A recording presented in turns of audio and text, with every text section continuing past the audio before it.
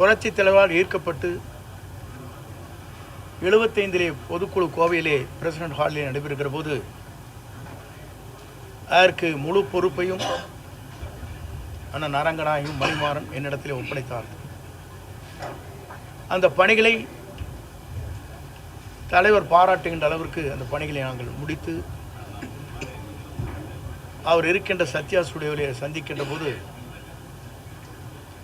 அவர் என்னை கட்டிப்பிடித்து தழுவி, ஒரு இளைஞராக இருக்கிற நீங்கள் இந்த பணிகளை ஆற்றியிருக்கிறீர்கள், நான் பாராட்டுகிறேன் என்று பாராட்டினார்.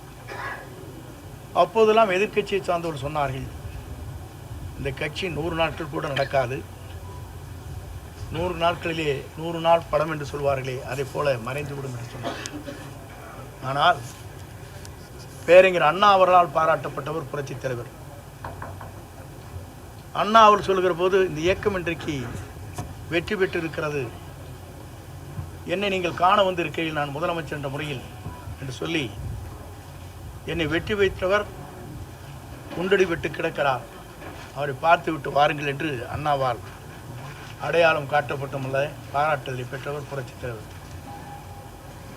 அவர் தன்னுடைய காலத்திலிருந்து அவருடைய பணிகள் என்பது 3 முறை தமிழ்நாட்டில் முதலமைச்சராக அருகிலே அமர்ந்தார். 10,000 மைலுக்கு அப்பாலே சிகிச்சை பெறுகிற போது, தமிழ்நாட்டிலே கால் வைக்கிற போது அவர்தான் தமிழ்நாட்டின் நிரந்தர முதலமைச்சர் என்ற வரலாற்றை படைத்தார்.